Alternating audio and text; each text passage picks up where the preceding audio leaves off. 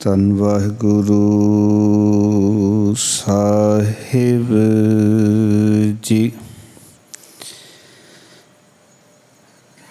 ਜੇਤਾ ਸਮੁੰਦ ਸਾਗਰ ਨੀਰ ਭਰਿਆ, तेते ओगण हमारे। दया करो किछ मेहर उपावो, डुबदे पत्थर तारे। जियड़ा अगन बराबर तपै, भीतर बगै काती। प्रणवत नानक हुक्म पछाणै, सुख होवै दिन राती। प्रणवत नानक हुक्म पछाणै, सुख होवै दिन राती। सतनाम धन वाहिगुरु साहिब जी। आसा पहला पूत पिछैरी माई, गुर लागो चेले की पाई। एक अचंभव सुनो तुम भाई, देखत सिंह चरावत गाई। रहाऊ जल की मछली तरवर ब्याई, देखत कुतरा ले गई बिलाई। तलैरे बैसा ऊपर सूला, तिसकै पेड़ लगे फल फूला। कोरे चर भैंस चरावन जाई, बाहर बैल गौन कर आई। कहत कबीर जो इस पद बूझै, राम रमत तिस सब किछ सूझै। कहत कबीर जो इस पद बूझै, राम रमत तिस सब किछ सूझै। वाहिगुरु जी का खालसा, वाहिगुरु जी की फतेह। परम सम्मानयोग गुरु रूप गुरु प्यारे सत्संगी जनों, सतगुरां ने कृपा की गुरु दर ते नतमस्तक होने का सुभाग समा प्राप्त होया। अस्थान ते ਭਗਤਾਂ ਦੀ ਬਾਣੀ ਨੂੰ ਵਿਚਾਰਨ ਦਾ ਸੁਭਾਗ ਸਮਾਂ ਪ੍ਰਾਪਤ ਹੋਇਆ ਹੈ। ਲੜੀਵਾਰ ਭਗਤਾਂ ਦੀ ਬਾਣੀ ਦੀ ਵਿਚਾਰ ਅਧੀਨ ਅੱਜ ਦਾ ਇਹ ਪਾਵਨ ਸ਼ਬਦ ਆਸਾ ਰਾਗ ਦਾ 22ਵਾਂ ਸ਼ਬਦ ਹੈ। ਪੰਜ ਪਦੇ ਦੇ ਸਿਰਲੇਖ ਹੇਠ 9ਵਾਂ ਸ਼ਬਦ ਹੈ ਅਤੇ ਜੋ ਦੁੱਧ ਤੁਕੇ ਵਰਤੇ ਹਨ ਉਹਨਾਂ ਦੇ ਸਿਰਲੇਖ ਹੇਠ ਇਹ ਚੌਥਾ ਸ਼ਬਦ ਹੈ। ਪਾਵਨ ਸ਼ਬਦ ਰਾਹੀਂ ਭਗਤ ਕਬੀਰ ਸਾਹਿਬ ਜੀ ਸਮਝਾ ਰਹੇ ਹਨ ਕਿ ਸਾਡੀ ਜਿਹੜੀ ਜੀਵ ਆਤਮਾ ਹੈ ਪਰਮਾਤਮਾ ਦਾ ਅੰਸ਼ ਹੈ ਔਰ ਇਸ ਪਰਮਾਤਮਾ ਦੀ ਅੰਸ਼ ਦੇ ਉੱਤੇ ਮਾਇਆ ਦਾ ਜਿਹੜਾ ਹੈ ਉਹ ਪ੍ਰਭਾਵ ਐਸਾ ਪਿਆ ਹੈ ਕਿ ਇਸ ਨੇ ਮਾਇਆ ਨੂੰ ਹੀ ਸਭ ਕੁਝ ਸਮਝ ਲਿਆ ਹੈ ਔਰ ਇਸ ਕਰਕੇ ਇਹ ਜਿਹੜੀ ਜੀਵ ਆਤਮਾ ਹੈ ਆਪਣੇ ਹੀ ਬਣਾਏ ਹੋਏ ਮਨ ਚੇਲੇ ਦੇ ਪਿੱਛੇ ਤੁਰਦੀ ਫਿਰਦੀ ਹੈ। ਆਓ ਕਿ ਇਹ ਸਾਡੀ ਜੀਵ ਆਤਮਾ ਮਨ ਦੇ ਪਿੱਛੇ ਲੱਗੀ ਫਿਰਦੀ ਹੈ।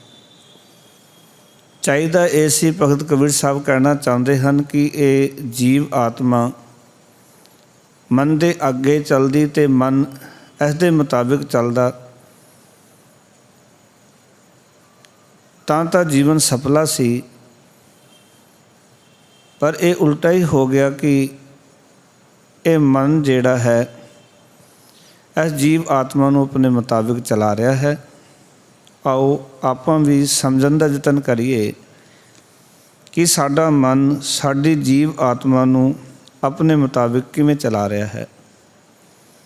ਸੋ ਜਿਤਨੀਆਂ ਵੀ ਸੰਗਤਾਂ ਇਸ ਪ੍ਰੋਗਰਾਮ ਨਾਲ ਜੁੜ ਰਹੀਆਂ ਹਨ, ਮਨੋਵਿਰਤੀਆਂ ਇਕਾਗਰ ਕਰੋ ਜੀ। ਗੁਰਮੰਤਰ ਦੀ ਸਾਂਝ ਕਰੋ ਪਿਆਰ ਨਾਲ। ਆਖੋ ਜੀ ਸਤਨਾਮ ਸ੍ਰੀ ਵਾਹਿਗੁਰੂ। ਫਿਰ ਕਰੋ ਕਿਰਪਾ ਸਤਨਾਮ ਸ੍ਰੀ ਵਾਹਿਗੁਰੂ।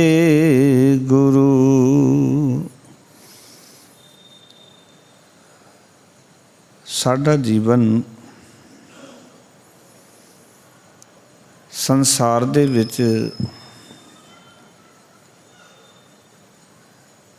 ਨਿਰੰਕਾਰ ਤੱਕ ਪਹੁੰਚਣ ਵਾਸਤੇ ਪ੍ਰਾਪਤ ਹੋਇਆ ਹੈ। ਇਹ ਜੋ ਮਨੁੱਖਾ ਦੇਹੀ ਮਿਲੀ, ਇਸ ਦੇਹੀ ਦੇ ਰਾਹੀਂ ਅਸੀਂ ਆਪਣੇ ਅਸਲੇ ਨੂੰ ਪਹਿਚਾਨਣਾ ਹੈ। ਪਰ ਜਦੋਂ ਸੰਸਾਰ ਦੇ ਵਿੱਚ ਇਹ ਜੀਵ ਆਇਆ,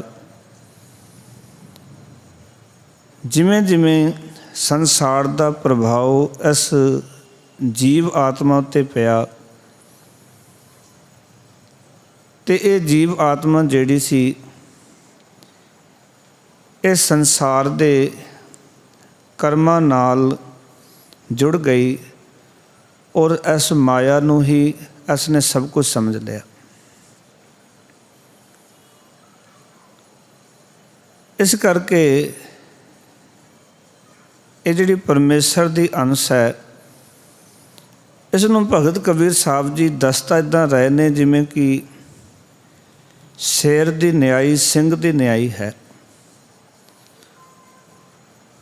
ਜਿਹੜੀ ਸਾਡੀ ਜੀਵ ਆਤਮਾ ਹੈ। ਪਰ ਇਹ ਜਿਹੜੀ ਜੀਵ ਆਤਮਾ ਹੈ ਇਹ ਗਿਆਨ ਇੰਦਰੀਆਂ ਦੀ ਪਕੜ ਵਿੱਚ ਆ ਕੇ ਉਸ ਦੇ ਅਧੀਨ ਹੋ ਗਈ ਹੈ। ਇਸ ਕਰਕੇ ਭਗਤ ਕਬੀਰ ਸਾਹਿਬ ਜੀ ਆਖ ਰਹੇ ਨੇ, ਏਕ ਅਚੰਭੋ सुनो तुम भाई। आखन लगे, हे वीर, हे भरा, सुनो एक अचरज खेड जो जगत विच वरत रही है, जो साडे सारिਆਂ ਦੇ ਨਾਲ ਵਰਤਾਰਾ ਵਰਤ ਰਿਹਾ ਹੈ। अचरज खेड क्यों कह रहे हैं? हैरान करन वाली खेड क्यों कह रहे हैं? इस करके आख रहे ने कि जिहड़ी ना होण वाली चीज़ है, जे वो हो रही होवे तो उसनूं हैरानी ही कहते हाँ। भी हैरानी की गल ये नहीं हो सकता सी, पर किवें हो गया? ये नहीं सी होना चाहिए, ये नहीं हो सकता सी। इस करके आख रहे ने कि एक हैरानी की गल, एक अचरज खेड, हे जगत के लोगों सुनो, एक अचंभो सुनो तुम भाई। की अचंभो, की हैरानी की गल कि ये जिहड़ा जगत है, संसार है, संसार दे विच एक खेड वरत रही है। वो खेड है कहंदे देखत सिंह चरावत गाई।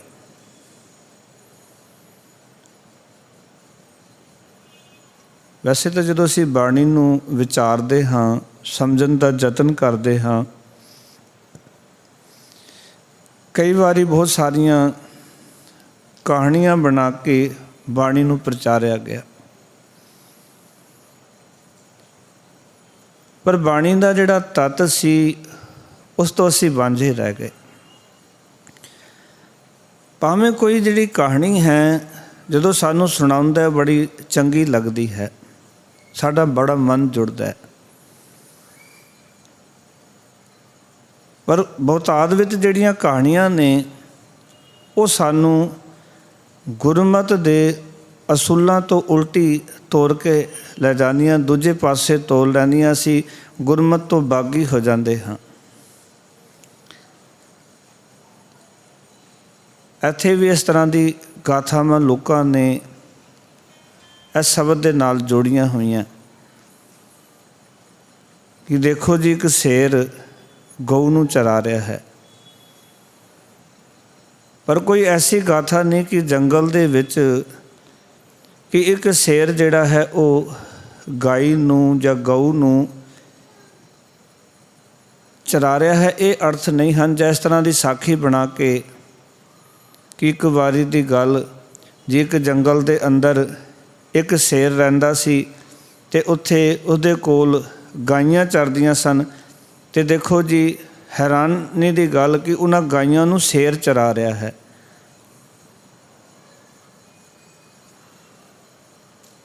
कहंदे शेर तो आप गाइयां का शिकार करदा है, पर इस गल नूं सुन के कहंदे हैरानी हो गई। गल ये नहीं सी, गल कुछ होर समझाना चाह रहे सन। पर इत्थे बहुत सारिया साखियावां जोड़ के, सिक्ख्यावां जोड़ के सानू कई बारी होर पासे लजाया गया। असी वाह वाह कीती जी, हैरानी की गल हो गई भी एक शेर गईयां नूं या गऊआं नूं चरा रहा है। ये तो अजीबो गरीब गल हो गई, जिहड़ा कि आप शिकारी शेर है वो किवें चरा सकता है जी। पर इत्थे सिद्धांतिक पक्ष कुछ होर कहना चाहुंदे, कहण लगे देखत सिंह चरावत गाई। सिंह आख रहे ने इत्थे इस जीव आत्मा नूं। आओ कि महाराज कहंदे देखत, देखत दा अर्थ है साडे वेखदियां ही ये निडर असले वाला जिहड़ा जीव है, साडी जीव आत्मा है सिंह वर्गी है, शेर दे नाल तुलना दे रहे हैं। क्योंकि साडी जीव आत्मा ही बड़े असले दी अंश है। इस जीव आत्मा तो पावरफुल होर कोई चीज़ नहीं है। क्योंकि जो उसे कह देने ना, कह कबीर हम राम की अंश, ते जे वो रमिया होया राम सर्व संपन्न है, हर एक शक्ति का मालक है, तो उसदे नाल जुड़िया होया ये जीव आत्मा जो उस परमात्मा की अंश है, ये भी उतना को शक्तिशाली जितना को वो अकाल पुरख वाहिगुरू है। जिमें सूरज ते सूरज दीयां किरणां, जितनी तपस सूरज विच है उतनी तपस किरणां दे विच भी है। जितनी रोशनी सूरज विच है उतनी किरणां दे विच भी है। सूरज ते सूरज दी किरणां नूं वख नहीं कीता जा सकदा। परमात्मा नूं ते परमात्मा दी अंश नूं अड अड रूप च नहीं देखिया जा सकदा। इस करके भगत कबीर साहब जी कहन लगे, पर हैरानी की गल यह है कि साडे वेखदिआं ये कहते निडर असले वाला जीव, शेर वर्गा जीव, सिंह वर्गा जीव चरावत गाई, आओ कि इंद्रियां नूं प्रसन्न करदा फिरदा है।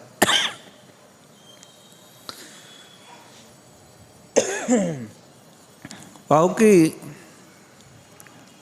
साडी जीव आत्मा या साडा अपना वजूद असल असला जो शरीर नूं चला रहा है, ये साडी जीव आत्मा ही इन्हां इंद्रियां नूं प्रसन्न करन लग जाए तो सच जानना ये इंद्रियां जिहड़ियां ने वो अपने मुताबिक इस जीव आत्मे नूं तोरनगियां। एक छोटी जी गल तुहाडे नाल सांझी करां। मान लो कि एक रथ है, उस रथ दे विच 10 बैल लगे हुए ने। उन्हां बैलों नूं चलाउण वाला एक चालक बैठा होया है। उस रथ दे विच एक राजा बैठा होया है। ते याद रखियो, जे राजा रथ ते सवार होके सो जाए, बेध्याना हो जाए, तो जिहड़ा चलाउण वाला है घोड़ियां नूं वो अपनी मनमर्जी नाल चलाएगा।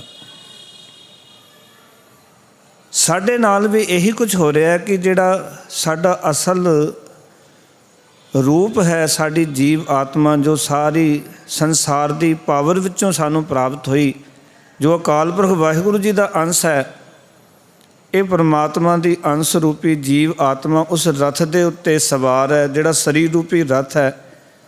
इस रथ की जो रथवाई है वो साडा मन कर रहा है, तो 10 जिहड़े इंद्रे ने ये इंद्रे इस मन के मुताबिक हैं। तो जे इस रथ ते सवार होया जीव भी इस चलाउण वाले रथवाह नूं ते इन्हां घोड़ियां नूं आज़ादी दे दिंदा है, तो ये आज़ाद होए इंद्रे अपनी मनमानी करनगे। भावें साड़ियाँ अखां ने, भावें साडे कंन ने, भावें साडी रसना है, इन्हां ने मनमानी करनी है।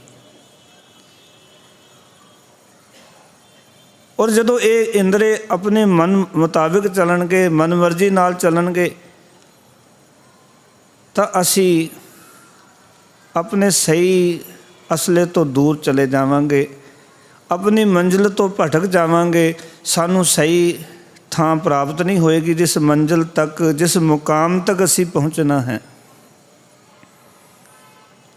भगत कबीर साहब यही दर्शाना चाहते हैं कि हैरानी की गल है कि मानो ये शेर गाइयां चराउंदा फिरदा है, पाओ कि ये जिहड़ा जीव आत्मा है इन्हां इंद्रियां नूं प्रसन्न करदा फिरदा है।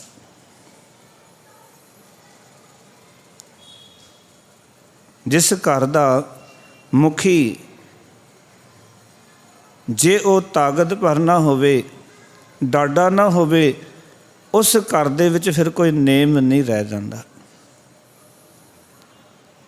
इस करके असी देखते हैं कि घर का जिहड़ा मुखी असी रखते हैं उन्होंने रखते हैं जिहड़ा डाडा होवे, जिस तो सारे डरते होण भी ये सारिਆਂ ਦੇ ਉੱਤੇ कंट्रोल कर सकता है, बच्चों के उत्ते, ਵੱਡਿਆਂ ਦੇ उत्ते, छोटिਆਂ ਦੇ उत्ते ये कंट्रोल कर सकता है, सारिਆਂ ਨੂੰ ਲੈ के चल सकता है। पर जिस तो घर का कंट्रोल ही ना होवे, असी कहने भी तेरे वस की घर नहीं घर चलाना, तू नहीं चला सकता है घर।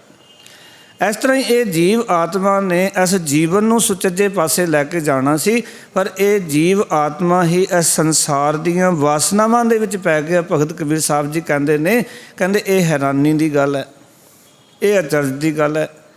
फिर आखन लगे, पहला पूत पिछैरी माई, गुर लागो चेले की पाई। आखन लगे ये जीव आत्मा जिहड़ी है ये तो पवित्र परमात्मा की अंश है। पहला पूत ਇਹ परमात्मा ਦਾ ਪੁੱਤਰ ਹੈ, ਇਹ परमात्मा ਦੀ ਅੰਸ਼ ਹੈ ਜੀਵ ਆਤਮਾ। ਪਿਛੈਰੀ ਮਾਈ ਪਰ ਇਸ ਉੱਤੇ ਮਾਇਆ ਦਾ ਪ੍ਰਭਾਵ ਪੈ ਗਿਆ। ਇਹ ਜੀਵ ਆਤਮਾ ਹੈ ਤਾਂ परमात्मा ਦੀ ਪੁੱਤਰ, ਅਕਾਲ ਪੁਰਖ ਵਾਹਿਗੁਰੂ ਜੀ ਦੀ ਅੰਸ਼, ਪਰ ਸੰਸਾਰ ਦੇ ਵਿੱਚ ਆ ਕੇ ਇਸ ਦੇ ਪਿੱਛੇ ਮਾਇਆ ਜਿਹੜੀ ਹੈ ਉਹ ਲੱਗ ਤੁਰੀ ਅਤੇ ਮਾਇਆ ਨੇ ਆਪਣਾ ਪ੍ਰਭਾਵ ਪਾ ਲਿਆ। ਅੱਜ ਅਸੀਂ ਦੇਖਦੇ ਹਾਂ ਕਿ ਸਾਡੇ ਜੀਵਨ ਵਿੱਚ ਕਿੰਨੇ ਰੂਪਾਂ ਦੇ ਵਿੱਚ ਮਾਇਆ ਆਪਣਾ ਪ੍ਰਭਾਵ ਪਾ ਕੇ ਰੱਖਦੀ ਹੈ। ਅਸੀਂ ਮਾਇਆ ਦੇ ਮੋਹੇ ਹੋਏ ਆਪਣੇ ਜੀਵਨ ਨੂੰ ਦੁਖਮਈ ਬਣਾ ਲੈਂਦੇ ਹਾਂ। ਬੇਸ਼ੱਕ ਅੰਸ਼ ਪਰਮਾਤਮਾ ਦੀ ਹਾਂ, ਸਾਡਾ ਅਸਲਾ ਉਹ ਅਕਾਲ ਪੁਰਖ ਵਾਹਿਗੁਰੂ ਹੈ, ਪਰ ਅਸੀਂ ਆਪਣੇ ਅਸਲੇ ਨਾਲੋਂ ਟੁੱਟ ਕੇ ਅਸੀਂ ਇਸ ਸੰਸਾਰ ਦੀਆਂ ਇਹਨਾਂ ਵਸਤੂਆਂ ਦੇ ਮਗਰ ਲੱਗ ਗਏ। ਇਸ ਮਾਇਆ ਦਾ ਪ੍ਰਭਾਵ ਪੈ ਗਿਆ ਅਤੇ ਇਸ ਮਾਇਆ ਨੇ ਸਾਨੂੰ ਇਸ ਸੰਸਾਰ ਦੇ ਵਿੱਚ ਥਿਰ ਨਹੀਂ ਰਹਿਣ ਦਿੱਤਾ। ਆਪਣੀ ਅੰਸ਼ ਦੀ ਜਿਹੜੀ ਗੱਲ ਸੀ ਉਹ ਸਮਝਣ ਨਹੀਂ ਦਿੱਤੀ। ਇਹ ਗੱਲ ਸਾਨੂੰ ਭੁੱਲ ਹੀ ਗਈ ਹੈ ਕਿ ਮਨ ਤੂੰ ਜੋਤ ਸਰੂਪ ਹੈ ਆਪਣਾ ਮੂਲ ਪਛਾਣ। ਵੀ ਆਪਣੇ ਮੂਲ ਦੀ ਪਹਿਚਾਣ ਕਰ। ਸਾਡੀ ਜੀਵ ਆਤਮਾ ਨੂੰ ਆਪਣਾ ਮੂਲ ਅੰਸ਼ ਹੀ ਭੁੱਲਿਆ ਹੋਇਆ, ਉਹ ਮਾਇਆ ਵਿੱਚ ਹੀ ਗਲਤਾਨ ਹੋ ਗਈ। ਇਹ ਗੱਲ ਯਾਦ ਰੱਖਣਾ, ਇਸ ਜੀਵ ਆਤਮਾ ਨੂੰ ਇਸ ਮਾਇਆ ਨਾਲ ਕੋਈ ਵਾਸਤਾ ਨਹੀਂ, ਪਰ ਇਹ ਜੀਵ ਆਤਮਾ ਇਸ ਮਾਇਆ ਦੇ ਪ੍ਰਭਾਵ ਥੱਲੇ ਆ ਗਈ। ਜੀਵ ਆਤਮਾ ਦੇ ਉੱਤੇ ਮਾਇਆ ਨੇ ਆਪਣਾ ਪ੍ਰਭਾਵ ਪਾ ਲਿਆ ਅਤੇ ਹੋਇਆ ਕੀ ਕਹਿੰਦੇ, ਗੁਰ ਲਾਗੋ ਚੇਲੇ ਕੀ ਪਾਈ। ਜੀਵ ਆਤਮਾ ਤਾਂ ਗੁਰੂ ਹੈ, ਪਾਓ ਕਿ ਵੱਡੇ ਅਸਲੇ ਵਾਲਾ ਇਹ ਜੀਵ ਆਪਣੇ ਚੇਲੇ ਦੇ ਪੈਰੀ ਪੈ ਗਿਆ। ਚੇਲਾ ਕੀ ਹੈ? ਆਪਣੇ ਹੀ ਬਣਾਏ ਹੋਏ ਮਨ ਚੇਲੇ ਦੀ ਪੈਰੀ ਲੱਗਣ ਲੱਗ ਪਿਆ। ਪਾਓ ਕਿ ਜੀਵ ਆਤਮਾ ਜਿਹੜਾ ਹੈ, ਜੋ ਵੱਡੇ ਅਸਲੇ ਵਾਲਾ ਜੀਵ ਹੈ, ਇਸ ਜੀਵ ਆਤਮਾ ਕਰਕੇ ਹੀ ਫੁਰਨਿਆਂ ਦਾ ਜਨਮ ਹੁੰਦਾ ਹੈ। ਗੱਲ ਨੂੰ ਬੜਾ ਧਿਆਨ ਦੇਣਾ, ਤਵੱਜੋ ਨਾਲ ਸੁਣਨਾ। ਜਦੋਂ ਤੱਕ ਸਰੀਰ ਵਿੱਚ ਜੀਵ ਆਤਮਾ ਹੈ, ਸੱਤਾ ਹੈ, ਤਾਕਤ ਹੈ, ਉਦੋਂ ਤੱਕ ਫੁਰਨੇ ਨੇ। ਅੱਜ ਹੀ ਜੀਵ ਆਤਮਾ ਨਿਕਲ ਜਾਏ, ਕੋਈ ਫੁਰਨਾ ਨਹੀਂ ਉੱਠ ਸਕਦਾ ਮਨ ਦੇ ਅੰਦਰ, ਕੋਈ ਚੇਲਾ ਪੈਦਾ ਨਹੀਂ ਹੋ ਸਕਦਾ। ਚੇਲਾ ਕੀ ਹੈ? ਸਾਡੇ ਬਣਾਏ ਹੋਏ ਆਪਣੇ ਫੁਰਨੇ, ਉਹ ਸਾਡੇ ਚੇਲੇ ਨੇ। ਪੈਦਾ ਕਿੱਥੋਂ ਹੋਏ? ਜੀਵ ਆਤਮਾ ਦੇ ਵਿੱਚੋਂ ਹੋਏ। ਜਿਹੜੀ ਜੀਵ ਆਤਮਾ ਪਰਮਾਤਮਾ ਦੀ ਅੰਸ਼ ਹੈ, ਇਹਦੇ ਵਿੱਚੋਂ ਆਪਣੇ ਹੀ ਬਣਾਏ ਹੋਏ ਮਨ ਨੂੰ, ਮਨ ਰੂਪੀ ਚੇਲੇ ਨੂੰ ਇਸ ਜੀਵ ਆਤਮਾ ਨੇ ਆਪਣਾ ਆਪ ਅਰਪਣ ਕਰ ਦਿੱਤਾ। ਇਹਦੇ ਪੈਰੀ ਪੈ ਗਈ ਇਹ ਜੀਵ ਆਤਮਾ। ਪਾਓ ਕਿ ਮਨ ਦੇ ਪਿੱਛੇ ਤੁਰਨ ਲੱਗ ਪਈ ਜੀਵ ਆਤਮਾ। ਚਾਹੀਦਾ ਤਾਂ ਇਹ ਸੀ ਵੀ ਗੁਰੂ ਅੱਗੇ ਤੁਰਦਾ, ਚੇਲਾ ਪਿੱਛੇ ਤੁਰਦਾ, ਪਰ ਚੇਲਾ ਅੱਗੇ ਤੁਰਿਆ, ਗੁਰੂ ਪਿੱਛੇ ਪਿੱਛੇ ਤੁਰਿਆ। ਗੁਰੂ ਦਾ ਕੰਮ ਹੈ ਅਗਵਾਈ ਕਰਨਾ, ਗੁਰੂ ਦਾ ਕੰਮ ਹੈ ਗਾਈਡ ਕਰਨਾ, ਗੁਰੂ ਦਾ ਕੰਮ ਹੈ ਅੱਗੇ ਰਸਤਾ ਦਿਖਾਉਣਾ। ਪਰ ਇਹ ਤਾਂ ਕਹਿੰਦੇ ਜੀਵ ਆਤਮਾ ਰੂਪੀ ਜਿਹੜਾ ਗੁਰੂ ਸੀ, ਵੱਡੇ ਅਸਲੇ ਵਾਲਾ ਜੀਵ ਆਤਮਾ ਸੀ, ਇਹ ਤਾਂ ਆਪਣੇ ਹੀ ਬਣਾਏ ਹੋਏ ਮਨ ਰੂਪੀ ਚੇਲੇ ਦੇ ਪਿੱਛੇ ਪਿੱਛੇ ਤੁਰਨ ਲੱਗ ਪਈ ਜੀਵ ਆਤਮਾ। ਜੋ ਮਨ ਕਹਿੰਦਾ ਜੀਵ ਆਤਮਾ ਕਬੂਲ ਕਰਦੀ ਜਾ ਰਹੀ ਹੈ। ਇਸ ਨੂੰ ਹੁਣ ਸਮਝਣਾ ਹੈ, ਇਹ ਕਿਵੇਂ ਹੁੰਦਾ ਸਾਡੇ ਨਾਲ। ਸਾਡੇ ਅੰਦਰ ਦੋ ਤਰ੍ਹਾਂ ਦੀ ਵਿਚਾਰ ਦਾ ਜਨਮ ਹੁੰਦਾ ਹੈ। ਜਦੋਂ ਗੁਰਬਾਣੀ ਨੂੰ ਪੜ੍ਹਾਂਗੇ ਨਾ, ਕੋਈ ਵੀ ਕੰਮ ਕਰਨਾ, ਸਾਡੇ ਅੰਦਰ ਦੋ ਖਿਆਲ ਪੈਦਾ ਹੁੰਦੇ ਹਨ। ਇੱਕ ਹੁੰਦਾ ਕਿ ਇਹ ਕੰਮ ਕਰ ਲਿਆ ਜਾਏ, ਜਾਂ ਇਹ ਕੰਮ ਕਰਾਂਗੇ ਇਹਦੇ ਵਿੱਚ ਕਾਮਯਾਬੀ ਹੈ। ਇੱਕ ਮਨ ਕਹੇਗਾ ਨਹੀਂ, ਕਾਮਯਾਬ ਨਹੀਂ ਹੋਣਾ। ਸਾਡੇ ਅੰਦਰ ਜਿਹੜਾ ਵੀ ਅਸੀਂ ਕੰਮ ਚੰਗਾ ਮਾੜਾ ਕਰਦੇ ਹਾਂ, ਉਸ ਦੇ ਅੰਦਰ ਦੋ ਖਿਆਲ ਪੈਦਾ ਹੁੰਦੇ ਹਨ। ਚੰਗੇ ਕੰਮ ਦੇ ਵਿੱਚ ਵੀ ਦੋ ਖਿਆਲ ਪੈਦਾ ਹੁੰਦੇ ਹਨ। ਇੱਕ ਖਿਆਲ ਬਈ ਪਤਾ ਨਹੀਂ ਇਹ ਚੰਗਾ ਕੰਮ ਕਰ ਰਹੇ ਹਾਂ, ਸਿਰੇ ਚੜ੍ਹੇਗਾ ਕਿ ਨਹੀਂ ਚੜ੍ਹੇਗਾ। ਉੱਥੇ ਸਾਡਾ ਮਨ ਬੋਲ ਰਿਹਾ ਹੁੰਦਾ ਹੈ ਵੀ ਇਹ ਸਿਰੇ ਨਹੀਂ ਚੜ੍ਹਨਾ, ਛੱਡ ਦੇ, ਕੀ ਕਰਨਾ ਚੰਗੇ ਕੰਮ ਕਰਕੇ। ਜਿੱਥੇ ਅਸੀਂ ਮਾੜਾ ਕੰਮ ਕਰ ਰਹੇ ਹੁੰਦੇ ਹਾਂ, ਉੱਥੇ ਸਾਡਾ ਜੀਵ ਆਤਮਾ ਬੋਲ ਰਿਹਾ ਹੁੰਦਾ ਹੈ ਵੀ ਇਹ ਕੰਮ ਨਾ ਕਰ। ਫਿਰ ਗੱਲ ਨੂੰ ਸਮਝਿਓ, ਜਿੱਥੇ ਚੰਗਾ ਕੰਮ ਕਰਨ ਲੱਗਾਂਗੇ, ਉੱਥੇ ਅੰਦਰੋਂ ਆਵਾਜ਼ ਆਏਗੀ, ਸਾਡਾ ਮਨ ਕਹੇਗਾ ਇਹ ਕੰਮ ਨਹੀਂ ਕਰਨਾ, ਬੇਕਾਰ, ਛੱਡ ਦੇ। ਇਹ ਸਿਰੇ ਨਹੀਂ ਚੜ੍ਹਨਾ। ਜਿੱਥੇ ਅਸੀਂ ਮਾੜਾ ਕੰਮ ਕਰਨ ਲੱਗ ਜਾਈਏ ਉੱਥੇ ਵੀ ਆਵਾਜ਼ ਆਉਂਦੀ ਹੈ। ਇੱਕ ਤਾਂ ਮਨ ਕਹਿ ਰਿਹਾ ਵੀ ਮਾੜਾ ਕੰਮ ਕਰ, ਕੋਈ ਗੱਲ ਨਹੀਂ, ਕਿਹੜਾ ਕੋਈ ਵੇਖ ਰਿਹਾ, ਕਿਸੇ ਨੂੰ ਕਿਵੇਂ ਪਤਾ ਲੱਗ ਜਾਣਾ, ਪਤਾ ਹੀ ਨਹੀਂ ਲੱਗਣ ਦੇਣਾ, ਮਨ ਕਹਿ ਰਿਹਾ ਹੁੰਦਾ। ਪਰ ਜੀਵ ਆਤਮਾ ਅੰਦਰੋਂ ਆਵਾਜ਼ ਮਾਰ ਕੇ ਕਹਿੰਦੀ ਵੀ ਇਹ ਮਾੜਾ ਕੰਮ ਤੇ ਮਾੜਾ ਹੀ ਹੈ ਨਾ, ਤੂੰ ਨਾ ਕਰ। ਹੁਣ ਇਸ ਦੁਵਿਧਾ ਦੇ ਵਿੱਚ ਫੈਸਲੇ ਲੈਣੇ ਬੜਾ ਮੁਸ਼ਕਿਲ ਕੰਮ ਹੈ, ਕਿਉਂਕਿ ਸਾਨੂੰ ਇਹ ਨਹੀਂ ਪਤਾ ਚੱਲ ਰਿਹਾ ਹੁੰਦਾ ਵੀ ਅੰਦਰੋਂ ਜੀਵ ਆਤਮਾ ਦੀ ਆਵਾਜ਼ ਹੈ ਜਾਂ ਸਾਡੇ ਮਨ ਦੀ ਆਵਾਜ਼ ਹੈ।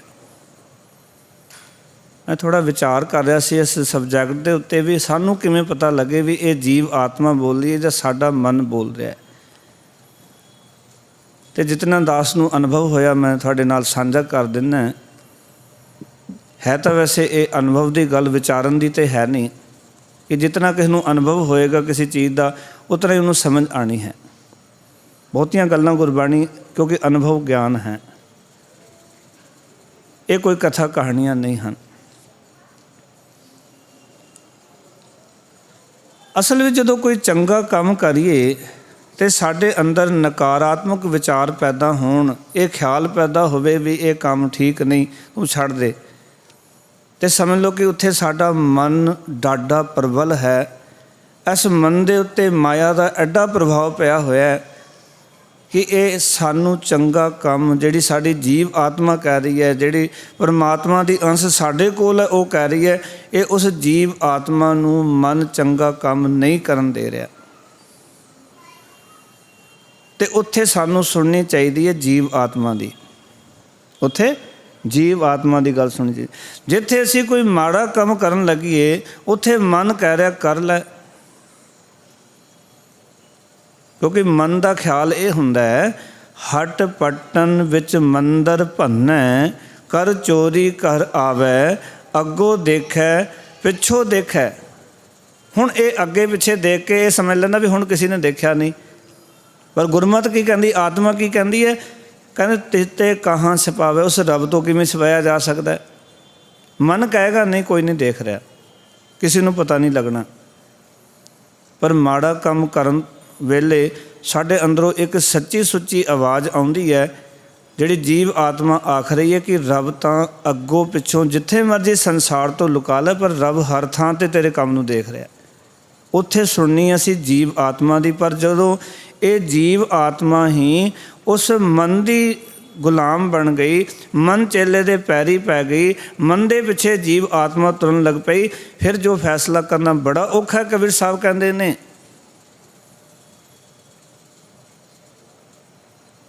ਫਿਰ ਇਹ ਜੀਵ ਆਤਮਾ ਆਪਣੇ ਅਸਲੇ ਤੋਂ ਦੂਰ ਚਲੀ ਗਈ। ਫਿਰ ਅੱਗੇ ਸਮਝਾਉਣ ਲੱਗੇ, ਕਹਿਣ ਲੱਗੇ, ਕਹਿੰਦੇ ਜਲ ਕੀ ਮਛਲੀ ਤਰਵਰ ਵਿਆਈ। ਜਲ ਦਾ ਅਰਥ ਹੈ ਪਾਣੀ, ਮਛਲੀ ਦਾ ਅਰਥ ਹੈ ਮੱਛੀ। ਆਖਣ ਲੱਗੇ, ਕਹਿੰਦੇ ਦੇ ਜਲ ਦੀ ਜਿਹੜੀ ਮਛਲੀ ਹੈ, ਜਿਹੜੀ ਜਲ ਤੋਂ ਬਿਨਾਂ ਨਹੀਂ ਰਹਿ ਸਕਦੀ, ਜਿਸ ਦਾ ਆਸਰਾ ਪਾਣੀ ਹੈ, ਜਿਸ ਦਾ ਆਸਰਾ ਜਲ ਹੈ,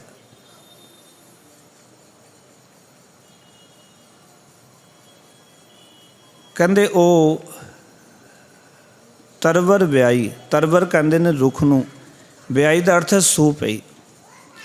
ਭਾਵ ਕਿ ਪਾਣੀ ਦੇ ਆਸਰੇ ਜੀਉਣ ਵਾਲੀ ਜਿਹੜੀ ਮੱਛੀ ਹੈ, ਉਹ ਰੁੱਖ ਦੇ ਉੱਤੇ ਚੜ੍ਹ ਕੇ ਉਹ ਸੂ ਪਈ।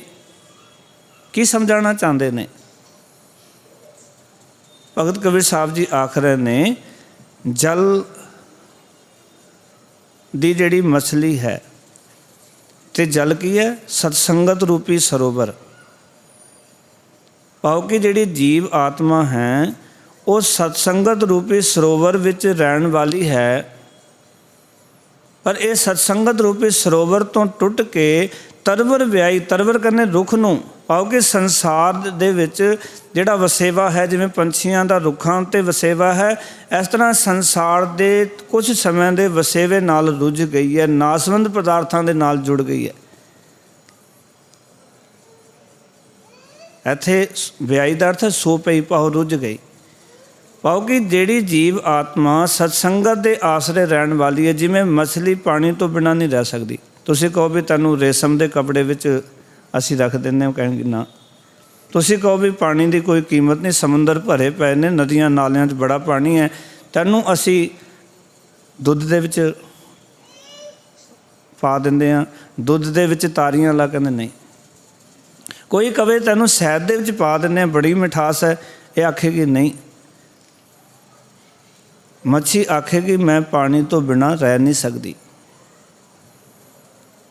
ਪਾਣੀ ਮੇਰਾ ਜੀਵਨ ਹੈ, ਪਾਣੀ ਮੇਰਾ ਜਨਮ ਹੈ, ਪਾਣੀ ਮੇਰੀ ਜ਼ਿੰਦਗੀ ਹੈ, ਪਾਣੀ ਤੋਂ ਵਿਛੜ ਕੇ ਮੈਂ ਮਰ ਜਾਵਾਂਗੀ।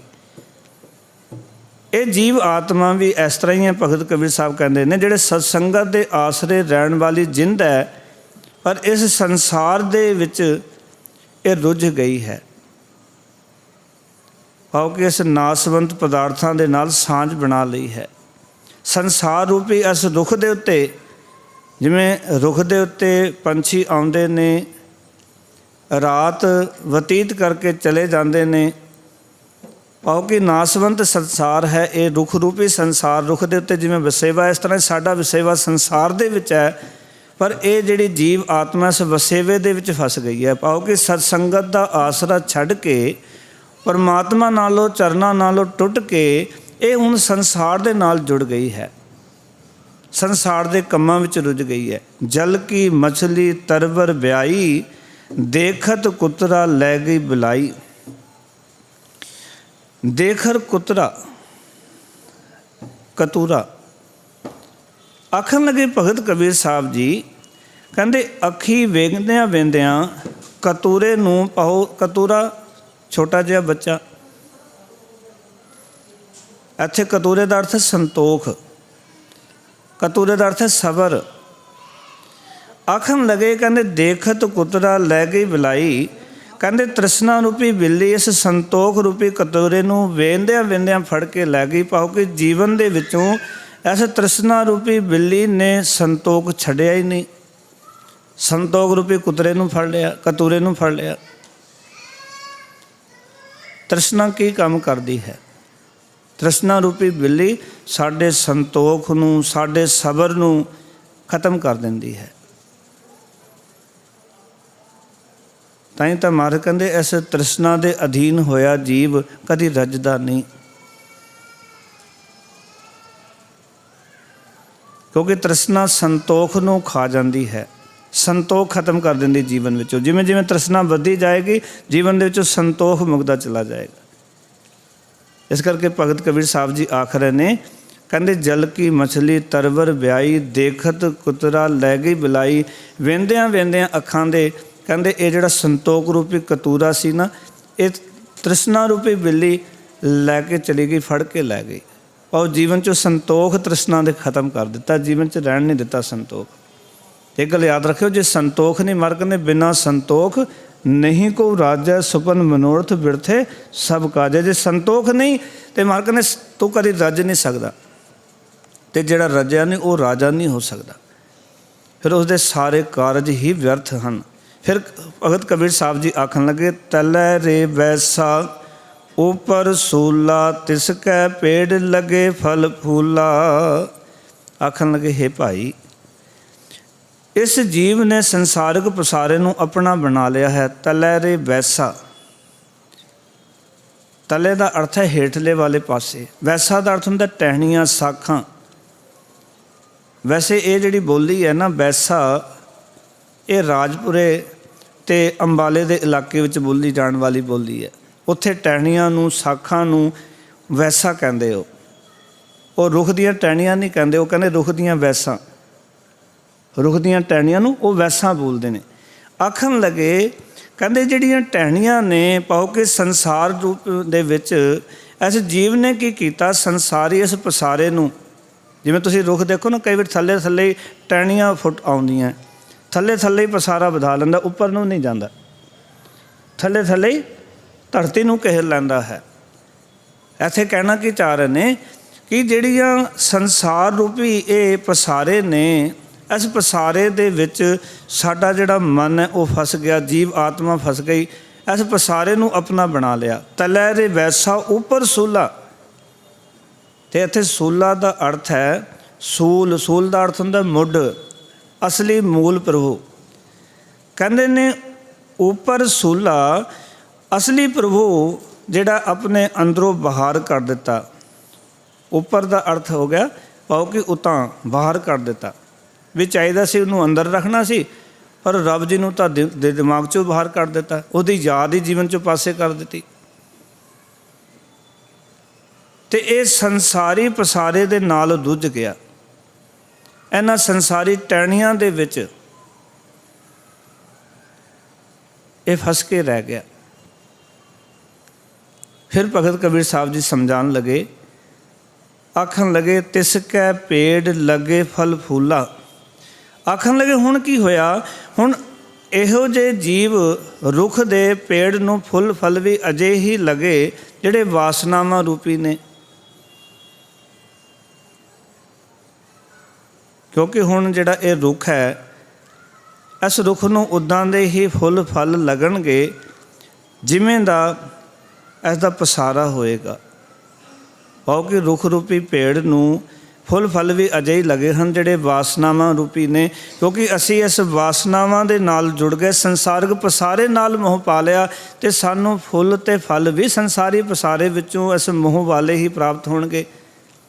ਭਾਵ ਕਿ ਇਸ ਪਸਾਰੇ ਨਾਲ ਜੁੜਾਂਗੇ, ਆਪਣਾ ਬਣਾ ਲਵਾਂਗੇ, ਅਤੇ ਇੱਥੇ ਵਾਸਨਾ ਦਾ ਹੀ ਜਨਮ ਹੋਏਗਾ। ਕਿਉਂਕਿ ਰੁੱਖ ਦੇ ਉੱਤੇ ਜਿੱਦਾਂ ਦੀ ਪਰਵਰਿਸ਼ ਹੈ ਉੱਦਾਂ ਦਾ ਫੁੱਲ ਅਤੇ ਫਲ ਲੱਗਦਾ। ਹੁਣ ਕੋਈ ਆਖੇ ਕਿ ਕਿੱਕਰ ਦਾ ਬੀਜ ਬੀਜ ਕੇ ਔਰ ਉਸ ਦੇ ਵਿੱਚੋਂ ਬਜੋਰ ਦੀਆਂ ਦਾਖਾਂ ਮਿਲ ਜਾਣ, ਇਹ ਵੀ ਨਹੀਂ ਹੋ ਸਕਦਾ ਨਾ, ਉੱਥੇ ਤਾਂ ਕੰਡੇ ਹੀ ਨੇ। ਇਸ ਤਰ੍ਹਾਂ ਹੀ ਜੇ ਅਸੀਂ ਸੰਸਾਰ ਦੇ ਇਸ ਪਸਾਰੇ ਦੇ ਨਾਲ ਰੁੱਝ ਜਾਵਾਂਗੇ, ਪਸਾਰੇ ਨੂੰ ਆਪਣਾ ਲਵਾਂਗੇ, ਆਪਣਾ ਬਣਾ ਲਵਾਂਗੇ, ਅਤੇ ਇਸ ਪਸਾਰੇ ਨਾਲ ਜੁੜ ਕੇ ਤਾਂ ਇਹ ਵਾਸਨਾਵਾਂ ਰੂਪੀ ਫਲ ਫੁੱਲ ਹੀ ਸਾਨੂੰ ਪ੍ਰਾਪਤ ਹੋਣਗੇ। ਭਾਵ ਕਿ ਵਾਸਨਾਵਾਂ ਹੀ ਪੈਦਾ ਹੋਣਗੀਆਂ ਜੀਵਨ ਵਿੱਚੋਂ। ਉਹ ਅਸਲ ਮੂਲ ਜਿਹੜਾ ਹੈ ਉਹ ਜੀਵਨ ਤੋਂ ਪਾਸੇ ਹੀ ਰਹੇਗਾ। ਜਦੋਂ ਉਸ ਦੇ ਨਾਲ ਜੁੜਾਂਗੇ ਤਾਂ ਉਸ ਪਰਮਾਤਮਾ ਨਾਲ ਜੁੜ ਕੇ ਸੰਤੋਖ ਦਾ ਜਨਮ ਹੋਏਗਾ, ਤ੍ਰਿਸ਼ਨਾ ਜੀਵਨ 'ਚੋਂ ਮੁੱਕੇਗੀ, ਅੰਤਰ ਆਤਮੇ ਜੀਵਨ ਦੇ ਵਿੱਚ ਖੇੜਾ ਪੈਦਾ ਹੋਏਗਾ। ਇਹ ਸਾਰੀਆਂ ਚੀਜ਼ਾਂ ਪ੍ਰਾਪਤ ਹੋਣਗੀਆਂ। ਪਰ ਜੇ ਅਸੀਂ ਸੰਸਾਰ ਦੇ ਪਸਾਰੇ ਨਾਲ ਜੁੜਾਂਗੇ, ਸੰਸਾਰ ਦੇ ਪਸਾਰੇ ਨਾਲ ਜੁੜਨ ਵਾਲੇ ਦੇ ਅੰਦਰ ਕੇਵਲ ਤਾਂ ਕੇਵਲ ਵਾਸਨਾਵਾਂ ਦਾ ਹੀ ਜਨਮ ਹੁੰਦਾ ਹੈ। ਫਿਰ ਕਹਿਣ ਲੱਗੇ ਭਗਤ ਕਬੀਰ ਸਾਹਿਬ, ਘੋਰੈ ਚਰ ਭੈਸ ਚਰਾਵਨ ਜਾਈ, ਬਾਹਰ ਬੈਲ ਗੋਨ ਕਰ ਆਈ। ਆਖਣ ਲੱਗੇ, ਕਹਿੰਦੇ ਜੀਵ ਆਤਮਾ ਦੇ ਕਮਜ਼ੋਰ ਪੈਣ ਕਰਕੇ ਵਾਸਨਾਵਾਂ ਰੂਪੀ ਜਿਹੜੀ ਭੈਂਸ ਹੈ, ਮੱਝ ਹੈ, ਮਨ ਘੋੜੇ ਉੱਤੇ ਸਵਾਰ ਹੋ ਕੇ ਇਸ ਨੂੰ ਵਿਸ਼ੇ ਭੋਗਣ ਲਈ ਭਜਾਈ ਫਿਰਦੀ ਹੈ। ਕਿਉਂਕਿ ਸਾਡੀ ਜੀਵ ਆਤਮਾ ਨੂੰ ਇਹ ਜਿਹੜੀ ਵਾਸਨਾਵਾਂ ਰੂਪੀ ਭੈਂਸ ਹੈ, ਇਹ ਸਾਡੇ ਮਨ ਰੂਪੀ ਘੋੜੇ ਨੂੰ ਆਪਣੇ ਪਿੱਛੇ ਨਸਾਈ ਫਿਰਦੀ ਹੈ। ਭਾਵ ਕਿ ਭੋਗਣ ਲਈ ਸੰਸਾਰ ਦੇ ਪਦਾਰਥਾਂ ਵੱਲ ਭੇਜਦੀ ਰਹਿੰਦੀ ਹੈ। ਕਿਉਂਕਿ ਅਸੀਂ ਜੀਵ ਆਤਮਾ ਦੇ ਕਮਜ਼ੋਰ ਹੋਣ ਕਰਕੇ ਵਾਸਨਾ ਰੂਪੀ ਜਿਹੜੀ ਮੱਝ ਹੈ, ਮੈਂਸ ਹੈ ਨਾ, ਇਹਦੇ ਉੱਤੇ ਸਵਾਰ ਹੋ ਗਏ ਹਾਂ। ਅਤੇ ਇਹ ਮਨ ਰੂਪੀ ਜਿਹੜੀ ਮੱਝ ਹੈ, ਘੋੜੇ 'ਤੇ ਸਵਾਰ ਹੋ ਕੇ ਹੁਣ ਵਿਸ਼ੇ ਵਿਕਾਰਾਂ ਵੱਲ ਹੀ ਸਾਨੂੰ ਦੌੜਾਈ ਫਿਰਦੀ ਹੈ। ਅਸੀਂ ਉਸ ਪਾਸੇ ਹੀ ਲੱਗੇ ਫਿਰਦੇ ਹਾਂ, ਸਾਨੂੰ ਵਿਸ਼ੇ ਵਿਕਾਰ ਹੀ ਚੰਗੇ ਲੱਗਦੇ ਨੇ। ਅਤੇ ਭਗਤ ਜੀ ਕਹਿਣ ਲੱਗੇ, ਬਾਹਰ ਬੈਲ ਗੋਨ ਕਰ ਆਈ। ਆਖਣ ਲੱਗੇ ਹੁਣ ਹਾਲਤ ਇਹ ਬਣ ਗਈ ਕਿ ਧੀਰਜ ਰੂਪੀ ਜਿਹੜਾ ਬੈਲ ਸੀ ਨਾ, ਉਹ ਬਾਹਰ ਨਿਕਲ ਗਿਆ, ਅਤੇ ਧੀਰਜ ਨਾ ਰਹਿ ਕਰਕੇ ਤ੍ਰਿਸ਼ਨਾ ਦੀ ਜਿਹੜੀ ਛੱਟ ਹੈ ਉਹ ਜੀਵ ਆਤਮਾ ਉੱਤੇ ਪੈ ਰਹੀ ਹੈ। ਭਾਵ ਕਿ ਜੀਵਨ 'ਚੋਂ ਧੀਰਜ ਹੀ ਖਤਮ ਹੋ ਗਿਆ। ਇਹ ਜਿਹੜਾ ਬੈਲ ਸੀ ਨਾ, ਜਿਹੜਾ ਜੀਵਨ ਦਾ ਆਸਰਾ ਸੀ, ਸੰਤੋਖ ਰੂਪੀ ਧੀਰਜ ਵਾਲਾ, ਇਹ ਕਹਿੰਦੇ ਜੀਵਨ 'ਚੋਂ ਖਤਮ ਹੀ ਹੋ ਗਿਆ। ਬਾਹਰ ਬੈਲ, ਇਹ ਜਿਹੜਾ ਧੀਰਜ ਰੂਪੀ ਬੈਲ ਘਰ ਤੋਂ ਬਾਹਰ ਹੋ ਗਿਆ। ਗੋਨ ਛਿਟਕਾਈ, ਹੁਣ ਤ੍ਰਿਸ਼ਨਾ ਆਪਣੀ ਛੱਟ, ਆਪਣੀ ਛੜੀ ਬੰਦੇ ਦੇ ਸਿਰ ਦੇ ਉੱਤੇ ਰੱਖੀ ਹੋਈ ਹੈ। ਤ੍ਰਿਸ਼ਨਾ ਸਾਨੂੰ ਹਰ ਵੇਲੇ ਕੁੱਟ ਰਹੀ ਹੈ। ਜਿਵੇਂ ਛੜੀ ਨਾਲ ਕਿਸੇ ਨੂੰ ਕੁੱਟੀਦਾ ਨਾ, ਇਸ ਤਰ੍ਹਾਂ ਇਹ ਤ੍ਰਿਸ਼ਨਾ ਰੂਪੀ ਛੜੀ ਜੀਵ ਆਤਮਾ ਨੂੰ ਹਰ ਵੇਲੇ ਦੁੱਖ ਦੇ ਰਹੀ ਹੈ। ਤ੍ਰਿਸ਼ਨਾ ਹੀ ਦੁੱਖ ਦਿੰਦੀ ਹੈ ਬੰਦੇ ਨੂੰ। ਤ੍ਰਿਸ਼ਨਾ ਦੇ ਅਧੀਨ ਹੋਏ ਬੰਦਾ ਦੁਖੀ ਹੁੰਦਾ। ਫਿਰ ਕਬੀਰ ਸਾਹਿਬ ਲਾਸਟ ਪੰਕਤੀਆਂ 'ਚ ਗੱਲ ਸਮਝਾ ਰਹੇ ਨੇ, ਕਹਿਣ ਲੱਗੇ, ਕਹਿਤ ਕਬੀਰ ਜੋ ਇਸ ਪਦ ਬੁਝੈ। ਆਖਣ ਲੱਗੇ ਕਬੀਰ ਆਖਦਾ ਹੈ, ਜੋ ਮਨੁੱਖ ਇਸ ਵਪਰਨ ਵਾਲੀ ਹਾਲਤ ਨੂੰ ਸਮਝ ਲੈਂਦਾ ਹੈ ਕਿ ਮੇਰੇ ਜੀਵਨ ਦੇ ਨਾਲ ਇਹ ਘਟਨਾ ਵਾਪਰ ਰਹੀ ਹੈ, ਮੇਰੇ ਨਾਲ ਇਹ ਕੁਝ ਹੋ ਰਿਹਾ। ਸਾਡੀ ਕਮੀ ਕੀ ਹੈ? ਜਦੋਂ ਅਸੀਂ ਗੁਰਮਤਿ ਦੇ ਸਿਧਾਂਤਾਂ ਨੂੰ ਸੁਣਦੇ ਹਾਂ, ਸਮਝਣ ਦਾ ਯਤਨ ਕਰਦੇ ਹਾਂ, ਤੇ ਸਾਨੂੰ ਲੱਗਦਾ ਵੀ ਇਹ ਸਾਡੀ ਗੱਲ ਨਹੀਂ ਚੱਲ ਰਹੀ, ਇਹ ਸਾਡੇ ਨਾਲ ਜਿਹੜਾ ਬੈਠਾ ਉਹਦੀ ਗੱਲ ਚੱਲ ਰਹੀ। ਸਾਡੇ ਮਨ ਵਿੱਚ ਕਈ ਵਾਰੀ ਭੁਲੇਖਾ ਰਹਿੰਦਾ ਇਸ ਤਰ੍ਹਾਂ ਦਾ ਵੀ ਸ਼ਾਇਦ ਕਿਸੇ ਹੋਰ ਦੀ ਗੱਲ ਚੱਲ ਰਹੀ ਹੈ। ਪਰ ਪਿਆਰ ਵਾਲਿਓ, ਇਹ ਹੋਰ ਦੀ ਗੱਲ ਨਹੀਂ, ਇਹ ਤਾਂ ਸਾਡੇ ਜੀਵਨ ਦੇ ਨਾਲ ਘਟਨਾ ਵਾਪਰ ਰਹੀ ਹੈ। ਇਸ ਕਰਕੇ ਕਬੀਰ ਸਾਹਿਬ ਕਹਿੰਦੇ, ਕਹਿਤ ਕਬੀਰ ਹੈ ਕਬੀਰ ਆਖ, ਕਬੀਰ ਆਖਦਾ ਹੈ ਕਹਿੰਦਾ ਹੈ, ਜੋ ਇਸ ਪਦ ਬੁੱਝੈ, ਜੋ ਮਨੁੱਖ ਇਸ ਵਾਪਰਨ ਵਾਲੀ ਹਾਲਤ ਨੂੰ ਸਮਝ ਲੈਂਦਾ ਹੈ, ਰਾਮ ਰਮਤ ਤੇ ਸਭ ਕੁਝ ਸੁਝੈ। ਪਰਮਾਤਮਾ ਦਾ ਸਿਮਰਨ ਕਰਕੇ ਉਸ ਨੂੰ ਸਹੀ ਜੀਵਨ ਦੀ ਜਿਹੜੀ ਸਾਰੀ ਸੂਝ ਹੈ ਉਹ ਪ੍ਰਾਪਤ ਹੋ ਜਾਂਦੀ ਹੈ। ਉਸ ਨੂੰ ਆਤਮਿਕ ਜੀਵਨ ਦੀ ਸੂਝ ਪੈ ਜਾਂਦੀ ਹੈ, ਅਤੇ ਜਿਹਨੂੰ ਆਤਮਿਕ ਜੀਵਨ ਦੀ ਸੋਝੀ ਪ੍ਰਾਪਤ ਹੋ ਗਈ, ਉਹ ਫਿਰ ਤ੍ਰਿਸ਼ਨਾ ਜਾਲ ਦੇ ਵਿੱਚ ਕਦੀ ਨਹੀਂ ਫਸਦਾ। ਉਹ ਰਹਿੰਦਾ ਸੰਸਾਰ ਦੇ ਵਿੱਚ ਹੈ, ਕਰਮ ਗੁਰੂ ਦੇ ਮੁਤਾਬਿਕ ਕਰਦਾ ਹੋਇਆ ਕਿਰਤ ਵੀ ਕਰਦਾ ਹੈ, ਆਪਣੇ ਜੀਵਨ ਨੂੰ ਚਲਾਉਣ ਵਾਸਤੇ ਰੋਜੀ ਰੋਟੀ ਵੀ ਕਮਾਉਂਦਾ ਹੈ, ਪਰ ਉਹ ਤ੍ਰਿਸ਼ਨਾ ਦੇ ਮਗਰ ਨਹੀਂ ਲੱਗਦਾ। ਉਹ ਗੁਰੂ ਦਾ ਸਿਧਾਂਤ ਆਪਣੇ ਜੀਵਨ ਵਿੱਚ ਪ੍ਰਾਪਤ ਕਰਕੇ ਗੁਰਮਤਿ ਦਾ ਧਾਰਨੀ ਹੋ ਕੇ ਉਹ ਇਸ ਤ੍ਰਿਸ਼ਨਾ ਦੀ ਅੱਗ ਤੋਂ ਬਚ ਜਾਂਦਾ ਹੈ ਅਤੇ ਧੀਰਜ ਵਾਲਾ ਬਣ ਕੇ ਜੀਵਨ ਜਿਉਂਦਾ ਹੈ। ਗੁਰੂ ਸਾਹਿਬ ਦੇ ਚਰਨਾਂ 'ਚ ਇੱਕ ਅਰਦਾਸ ਕਰੋ, ਸੱਚੇ ਪਾਤਸ਼ਾਹ ਕਿ ਤੁਸੀਂ ਸਾਡੇ ਉੱਤੇ ਕਿਰਪਾ ਕਰੋ, ਸਾਨੂੰ ਵੀ ਇਹ ਧੀਰਜ ਦੀ ਦਾਤ, ਸੰਤੋਖ ਅਤੇ ਸਬਰ ਦੀ ਦਾਤ ਬਖਸ਼ੋ, ਕਿਉਂਕਿ ਸਾਡਾ ਮਨ ਵੀ ਤ੍ਰਿਸ਼ਨਾਲੂ ਹੋਇਆ ਪਿਆ ਹੈ। ਔਰ ਇਹ ਤ੍ਰਿਸ਼ਨਾ ਜੇ ਚਾਹੁੰਦੇ ਹੋ ਕਿ ਸਾਡੀ ਸਾਰਿਆਂ ਦੀ ਸ਼ਾਂਤ ਹੋਵੇ, ਅਤੇ ਗੁਰਮਤਿ ਦਾ ਇੱਕ ਸਿਧਾਂਤ ਕਹਿ ਕੇ ਸਮਾਪਤੀ ਕਰਾਂ। ਮਹਾਰਾਜ ਕਹਿੰਦੇ, ਤ੍ਰਿਸ਼ਨਾ ਬੂਝੈ ਹਰਿ ਕੈ ਨਾਮ, ਮਹਾ ਸੰਤੋਖ ਹੋਵੇ ਗੁਰ ਬਚਨੀ, ਪ੍ਰਭ ਸਿਉ ਲਾਗੈ ਪੂਰਨ ਧਿਆਨ। ਨਾਮ ਜਪ ਕੇ ਤ੍ਰਿਸ਼ਨਾ ਸ਼ਾਂਤ ਹੋ ਸਕਦੀ ਹੈ, ਮਹਾ ਸੰਤੋਖ ਦੀ ਪ੍ਰਾਪਤੀ ਹੋ ਸਕਦੀ ਹੈ। ਗੁਰੂ ਦੇ ਬਚਨਾਂ ਨੂੰ ਕਮਾ ਕੇ ਤਾਂ ਸਾਡਾ ਜੀਵਨ ਸਫਲਾ ਹੋ ਸਕਦਾ ਹੈ। ਸੋ ਇਸ ਸ਼ਬਦ ਦੇ ਵਿੱਚ ਇਹੀ ਗੱਲ ਭਗਤ ਕਬੀਰ ਸਾਹਿਬ ਜੀ ਨੇ ਸਮਝਾਈ ਹੈ, ਜੋ ਸਾਡੇ ਮਨ ਦੀ ਹਾਲਤ ਹੈ, ਜੋ ਸਾਡੀ ਜੀਵ ਆਤਮਾ ਦੀ ਤਰਸਯੋਗ ਹਾਲਤ ਹੈ, ਉਸ ਦੇ ਬਾਰੇ ਇਸ ਸ਼ਬਦ ਵਿੱਚ ਵਿਚਾਰ ਕੀਤੇ ਹਨ।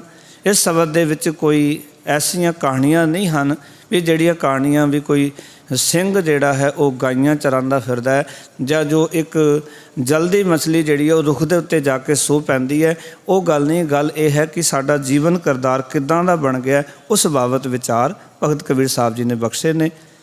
ਨਿਮਾਣਨ ਦਾ ਯਤਨ ਕੀਤਾ ਹੈ, ਪੂਰਨ ਵਿਆਖਿਆ ਤੇ ਦਾਸ ਨਹੀਂ ਕਰ ਸਕਿਆ, ਕਿਉਂਕਿ ਜਿਵੇਂ ਜਿਵੇਂ ਸ਼ਬਦ ਦੀ ਖੋਜ ਵਿੱਚ ਜਾਵਾਂਗੇ, ਵਿਚਾਰ ਮੰਡਲ ਦੇ ਵਿੱਚ ਟਿਕਾਂਗੇ, ਉਦੋਂ ਜਾ ਕੇ ਇਸ ਗੱਲ ਦੀ ਸੋਝੀ ਪ੍ਰਾਪਤ ਹੋਏਗੀ ਕਿ ਗੁਰੂ ਸਾਹਿਬ ਜੀ ਨੇ ਜਾਂ ਭਗਤ ਸਾਹਿਬ ਜੀ ਨੇ ਇਸ ਸ਼ਬਦ ਦੇ ਰਾਹੀਂ ਜੋ ਗੁੱਝੇ ਭੇਦ ਮਨੁੱਖਤਾ ਦੇ ਸਮਕਸ਼ ਰੱਖੇ ਹਨ, ਉਹ ਫਿਰ ਸਾਡੇ ਧਿਆਨ ਗੋਚਰੇ ਹੋਣਗੇ, ਸਾਡੇ ਦਿਲ ਦਿਮਾਗ ਦੇ ਵਿੱਚ ਆਉਣਗੇ, ਤਾਂ ਅਸੀਂ ਇਸ ਵਾਦੀ ਤੋਂ ਬਚ ਕੇ ਅਸੀਂ ਗੁਰਮੁਖ ਮਾਰਗ ਨੂੰ ਅਪਣਾ ਕੇ ਜੀਵਨ ਸਫਲਾ ਕਰਾਂਗੇ। ਇਤਨੇ ਵਚਨ ਪ੍ਰਵਾਨ। ਧੰਨਵਾਦ ਸਾਰਿਆਂ ਦਾ। ਫਤਿਹ ਦੀ ਸਾਨ ਕਰੋ। ਆਖੋ ਜੀ ਵਾਹਿਗੁਰੂ ਜੀ ਕਾ ਖਾਲਸਾ, ਵਾਹਿਗੁਰੂ ਜੀ ਕੀ ਫਤਿਹ।